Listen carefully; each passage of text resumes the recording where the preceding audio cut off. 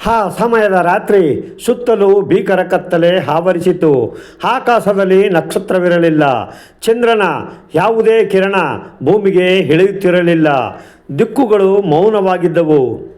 ಗಾಳಿ ನಿಂತಿತ್ತು ಮತ್ತು ಅಯೋಧ್ಯೆಯ ಬೀದಿಗಳು ಖಾಲಿಯಾಗಿದ್ದವು.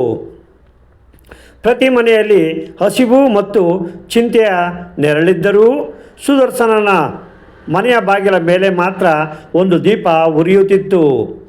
ಅದು ಸುಶೀಲ ಪ್ರತಿದಿನ ಹಚ್ಚುವ ಅದೇ ಸಂಜೆಯ ದೀಪ. ಆ ರಾತ್ರಿ ಆ ದೀಪವು ಎಂದಿಗಿಂತಲೂ ಹೆಚ್ಚು ಪ್ರಕಾಶಮಾನವಾಗಿತ್ತು.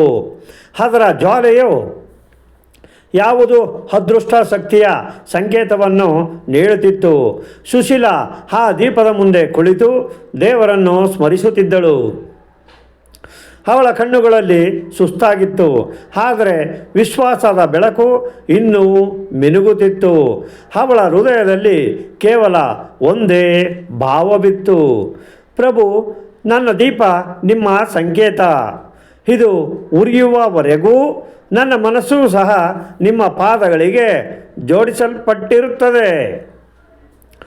ಅವಳು ಮನಸ್ಸಿನಲ್ಲೇ ಪರಮಾತ್ಮನಿಗೆ ಪ್ರಾರ್ಥಿಸುತ್ತಿರುವಾಗ ಇದ್ದಕ್ಕಿದ್ದಂತೆ ವಾತಾವರಣದಲ್ಲಿ ಒಂದು ಅದ್ಭುತ ಬದಲಾವಣೆಯಾಯಿತು. ದೀಪದ ಜ್ವಾಲೆಯು ಒಂದೇ ಸಲ ಎತ್ತರಕ್ಕೆ ಏರಿತು ಮತ್ತು ಸುತ್ತಲೂ ಒಂದು ದಿವ್ಯವಾದ ಬೆಳಕು ಹರಡಿತು. ಸುಶೀಲ ಆಶ್ಚರ್ಯದಿಂದ ಹತ್ತಿತ್ತ ನೋಡಿದಳು. ತನಗೆ ಏನಾಗುತ್ತದೆ ಎಂದು ಅವಳಿಗೆ ಅರ್ಥವಾಗುತ್ತಿರಲಿಲ್ಲ. ಆಗ ಅವಳ ದೃಷ್ಟಿ ಬಾಗಿಲ ಮೇಲೆ ಬಿತ್ತು. ಅಲ್ಲಿ ಒಬ್ಬಳು ಅತ್ಯಂತ ಸುಂದರವಾದ, ತೇಜೋಮಯ ಮತ್ತು ದಿವ್ಯ ಮಹಿಳೆ ನಿಂತಿದ್ದಳು. ಅವರ ರೂಪವನ್ನು ವರ್ಣಿಸುವುದು ಕಷ್ಟವಾಗಿತ್ತು. ಅವರ ಬಟ್ಟೆಗಳು ಚಿನ್ನದಂತೆ ಹೊಳೆಯುತ್ತಿದ್ದವು.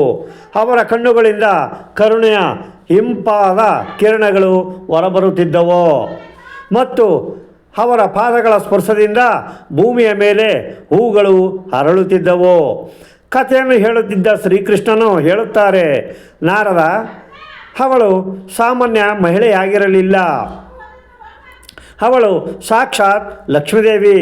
ಎಲ್ಲ ಐಶ್ವರ್ಯಗಳು, ಸೌಭಾಗ್ಯ ಮತ್ತು ಕರುಣೆಯ ಆದಿದೇವತೆಯಾಗಿದ್ದಳು. ಲಕ್ಷ್ಮೀದೇವಿಯನ್ನು ನೋಡಿ ಸುಶೀಲೆಯ ಹೃದಯವು ಭಕ್ತಿಯಿಂದ ತುಂಬಿ ಹೋಯಿತು. ಅವಳು ತಕ್ಷಣ ತನ್ನ 2 ಕೈಗಳನ್ನು ಜೋಡಿಸಿ ನಮಸ್ಕರಿಸಿದಳು. ಅವಳ ಹೃದಯವು ಶಾಂತಿ ಮತ್ತು ಸಂತೋಷದಿಂದ ತುಂಬಿ ಹೋಯಿತು, ಏಕೆಂದರೆ ಆ ಕ್ಷಣದಲ್ಲಿ ಅವಳಿಗೆ ಭಕ್ತಿಯು ಎಂದಿಗೂ ವ್ಯರ್ಥವಾಗುವುದಿಲ್ಲ ಮತ್ತು ಸತ್ಯವಾದ ಶ್ರದ್ಧೆಯು ಸ್ವತಃ ದೇವರನ್ನು ತೋರಿಸುತ್ತದೆ ಎಂದು ಅನುಭವವಾಯಿತು. ಆಗ ಲಕ್ಷ್ಮೀದೇವಿಯು ಕರುಣೆಯಿಂದ ಅವಳ ಕಡೆಗೆ ನೋಡಿ ಮಧುರ ಧ್ವನಿಯಲ್ಲಿ ಹೀಗೆ ಹೇಳುತ್ತಾರೆ: ಸುಶೀಲ, ನಿನ್ನ ಭಕ್ತಿಯಿಂದ ನಾನು ಅತ್ಯಂತ ಸಂತೋಷಗೊಂಡಿದ್ದೇನೆ. ನೀನು ಕಷ್ಟದ ಸಮಯದಲ್ಲಿಯೂ ನಿನ್ನ ನಿಯಮವನ್ನು ಬಿಡಲಿಲ್ಲ. ಕೇಳು, ನಿನಗೆ ಯಾವ ವರ ಬೇಕು ಎಂದು ಕೇಳುತ್ತಾರೆ. ಲಕ್ಷ್ಮೀದೇವಿಯ ಈ ಮಾತುಗಳನ್ನು ಕೇಳಿ ಸುಶೀಲ ಹೇಳುತ್ತಾಳೆ: ತಾಯಿ, ನನಗೆ ಯಾವುದೇ ವೈಭವ ಅಥವಾ ಅಮೂಲ್ಯ ರತ್ನಗಳು ಬೇಡ. ನನಗೆ ಇಷ್ಟು ಮಾತ್ರ ವರ ಕೊಡು. ನನ್ನ ಮನೆಯ ದೀಪ ಎಂದಿಗೂ ಆರಿ ಹೋಗಬಾರದು. ಈ ದೀಪ ಯಾವಾಗಲೂ ನಿಮ್ಮ ಪಾದಗಳಲ್ಲಿ ಉರಿಯುತ್ತಿರಲಿ.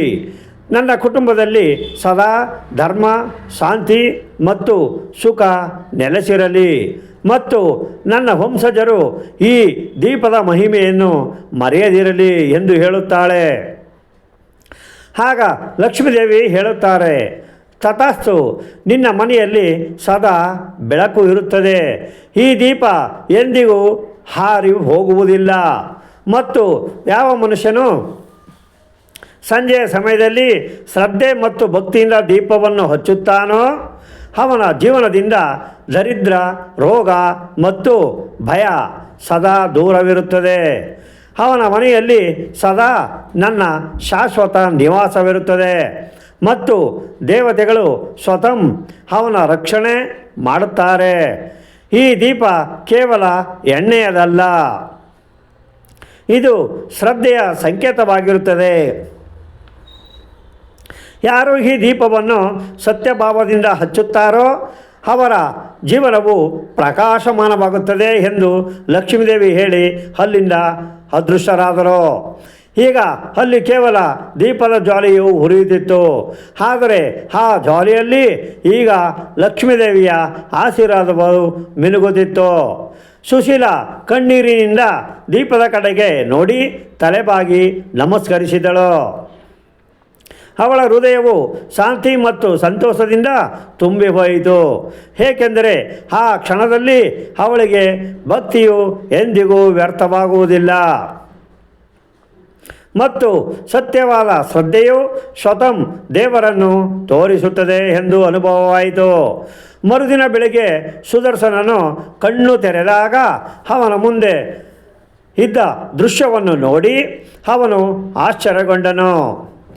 ನೆನ್ನೆವರೆಗೆ ಅವನ ಮನೆಯ ಧಾನ್ಯದ ಕೋಣೆಗಳು ಖಾಲಿಯಾಗಿದ್ದವು.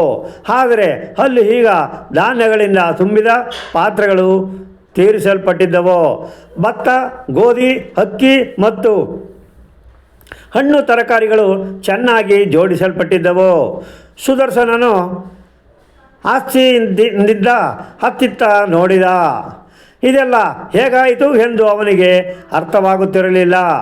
ಆಗ ಸುದರ್ಶನನು ತಕ್ಷಣ ತನ್ನ ಪತ್ನಿಯ ಬಳಿ ಹೋಗಿ ಅವಳನ್ನು ಕೇಳುತ್ತಾನೆ, ಸುಶೀಲ, ಇದೆಲ್ಲ ಹೇಗಾಯಿತು? ನಿನ್ನೆವರೆಗೆ ನಮ್ಮ ಮನೆಯಲ್ಲಿ ಒಂದು ಕಾಳು ಇರಲಿಲ್ಲ ಮತ್ತು ಇಂದು ಇಲ್ಲಿ ಇಷ್ಟೊಂದು ಸಮೃದ್ಧಿ ಹೇಗೆ ಸಾಧ್ಯವಾಯಿತು ಎಂದು ಕೇಳುತ್ತಾನೆ. ಸುಶೀಲ ಮುಖದ ಮೇಲೆ ಶಾಂತನಗೂ ಇತ್ತು. ಅವಳು ಹೇಳುತ್ತಾಳೆ, ಸ್ವಾಮಿ, ಇದು ಯಾವುದೇ ಮನುಷ್ಯನ ಕೆಲಸವಲ್ಲ, ಇದು ಆ ದೀಪದ ಕೃಪೆ. ಲಕ್ಷ್ಮೀದೇವಿ ನಿನ್ನೆ ರಾತ್ರಿ ಇಲ್ಲಿಗೆ ಬಂದಿದ್ದರು ಮತ್ತು ಆಶೀರ್ವಾದ ನೀಡಿದರು.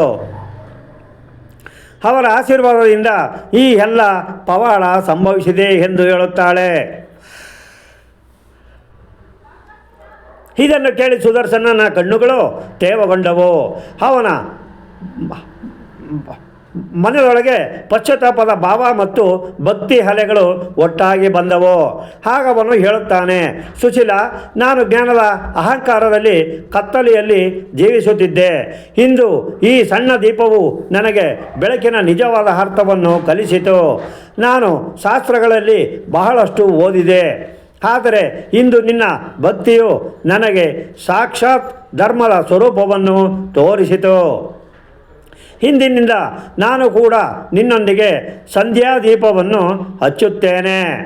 ಈ ದೀಪವು ಇನ್ನು ಮುಂದೆ ಕೇವಲ ನಿನ್ನ ಜೀವನದ ದೀಪವಲ್ಲ, ನಮ್ಮಿಬ್ಬರ ಜೀವನದ ದೀಪವಾಗುತ್ತದೆ ಎಂದು ಹೇಳುತ್ತಾನೆ.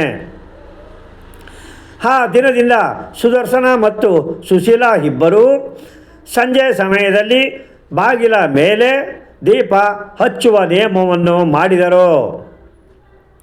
ದಿನಗಳು ಕಳೆಯುತ್ತಿದ್ದಂತೆ ಅವರ ಜೀವನದಲ್ಲಿ ಸುಖ, ಶಾಂತಿ ಮತ್ತು ಸಮೃದ್ಧಿಯು ಮರಳಿತು. ಹಿಂದೆ ದುಃಖವಿದ್ದ ಮನೆಯಲ್ಲಿ ಈಗ ಭಕ್ತಿಯ ಬೆಳಕು ಹರಡಿತು. ನಿಧಾನವಾಗಿ ಈ ಪವಾಡವು ನಗರದಲ್ಲಿ ಹರಡಿತು. ನೆರೆಹೊರೆಯವರು ವಿಚಾರಿಸಿದಾಗ ಸುಶೀಲ ನಗುತ್ತಾ ಹೀಗೆ ಹೇಳುತ್ತಾಳೆ, ಸಂಜೆ ದೀಪವನ್ನು ಹಚ್ಚುವುದು ಕೇವಲ ಮನೆಯನ್ನಲ್ಲ, ಹೃದಯವನ್ನು ಪ್ರಕಾಶಗೊಳಿಸುತ್ತದೆ ಎಂದು ಹೇಳುತ್ತಾಳೆ. ಅವಳ ಮಾತುಗಳಿಂದ ಪ್ರೇರಣೆಗೊಂಡ ಅಯೋಧ್ಯೆಯ ಪ್ರತಿಯೊಬ್ಬ ಮಹಿಳೆಯೂ ಪ್ರತಿದಿನ ಸಂಜೆ ಸಮಯದಲ್ಲಿ ದೀಪವನ್ನು ಹಚ್ಚುವ ಸಂಕಲ್ಪ ಮಾಡಿದರು. ನೋಡುತ್ತಿದ್ದಂತೆಯೇ ಆ ನಗರದ ಪ್ರತಿ ದ್ವಾರದ ಮೇಲೆ ಬೆಳಕಿತ್ತು, ಪ್ರತಿ ಹೃದಯದಲ್ಲಿ ಭಕ್ತಿ ಇತ್ತು. ಆ ದೃಶ್ಯವನ್ನು ನೋಡಿ ಆಕಾಶದಿಂದ ದೇವತೆಗಳು ಸಂತೋಷಪಟ್ಟರು ಮತ್ತು ಲಕ್ಷ್ಮೀದೇವಿಯು ಸ್ವತಃ ವಿಷ್ಣು ಲೋಕದಿಂದ ನಗುತ್ತಾ ಭಗವಾನ್ ವಿಷ್ಣುವಿಗೆ ಹೀಗೆ ಹೇಳುತ್ತಾರೆ, ನೋಡಿ ಸ್ವಾಮಿ, ಒಬ್ಬ ಮಹಿಳೆಯ ಭಕ್ತಿಯು ಇಡೀ ನಗರವನ್ನು ಪ್ರಕಾಶಮಾನಗೊಳಿಸಿತು ಎಂದು ಹೇಳುತ್ತಾರೆ. ಕಥೆಯನ್ನು ಹೇಳುತ್ತಿದ್ದ ಶ್ರೀಕೃಷ್ಣನು ಹೇಳುತ್ತಾರೆ, ನಾರದ, ಅಂದಿನಿಂದ ಈ ಸಂಪ್ರದಾಯವು ನಡೆದು ಬಂದಿದೆ. ಸಂಜೆಯ ಸಮಯವಾದಾಗ ಪ್ರತಿ ಮನೆಯ ಬಾಗಿಲ ಮೇಲೆ ಒಂದು ಸಣ್ಣ ದೀಪವನ್ನು ಹಚ್ಚಲಾಗುತ್ತದೆ. ಆ ದೀಪವು ಕೇವಲ ಬೆಳಕು ಕೊಡುವುದಕ್ಕಲ್ಲ, ಶ್ರದ್ಧೆ, ಸಮರ್ಪಣೆ ಮತ್ತು ಭಕ್ತಿಯ ಸಂಕೇತವಾಗಿರುತ್ತದೆ. ಈ ದೀಪವು ಧರ್ಮದ ದೀಪ. ಶ್ರದ್ಧೆಯಿಂದ ದೀಪ ಹಚ್ಚಿದಾಗ ಮನುಷ್ಯನು ತನ್ನೊಳಗಿನ ಕತ್ತಲೆ, ಲೋಭ, ಕೋಪ ಮತ್ತು ಮೋಹವನ್ನು ನಾಶ ಮಾಡುತ್ತಾನೆ. ಕತ್ತಲೆ ಎಷ್ಟೇ ಗಾಢವಾಗಿದ್ದರೂ ಒಂದು ಸಣ್ಣ ಜ್ಯೋತಿ ಸಹ ಅದನ್ನು ಸೋಲಿಸಬಲ್ಲದು ಎಂಬುದನ್ನು ಈ ದೀಪ ನೆನಪಿಸುತ್ತದೆ. ಯಾವ ಮನೆಯಲ್ಲಿ ದೀಪ ಉರಿಯುತ್ತದೆಯೋ ಅಲ್ಲಿ ಲಕ್ಷ್ಮೀದೇವಿಯ ನಿವಾಸವಿರುತ್ತದೆ. ಅಲ್ಲಿ ಬಡತನ, ರೋಗ ಮತ್ತು ಭಯ ಪ್ರವೇಶಿಸಲಾರವು ಎಂದು ಭಗವಾನ್ ಶ್ರೀಕೃಷ್ಣನು ಹೇಳುತ್ತಾರೆ. ವೀಕ್ಷಕರೇ, ಈ ವಿಡಿಯೋ ನಿಮಗೆ ಇಷ್ಟವಾಗಿದ್ದರೆ ವಿಡಿಯೋನ ಲೈಕ್ ಮಾಡಿ ಮತ್ತು ಕಮೆಂಟ್ನಲ್ಲಿ ಜೈ ಶ್ರೀಕೃಷ್ಣ ಎಂದು ಬರೆಯಿರಿ. ಹಾಗೆ ನಮ್ಮ ಚಾನಲ್ನ ಸಬ್ಸ್ಕ್ರೈಬ್ ಮಾಡೋದ ಮರಿಬೇಡಿ. ಮತ್ತೆ ಮುಂದಿನ ವಿಡಿಯೋದಲ್ಲಿ ಸಿಗೋಣ. ಓಂ ನಮಃ ಶಿವಾಯ.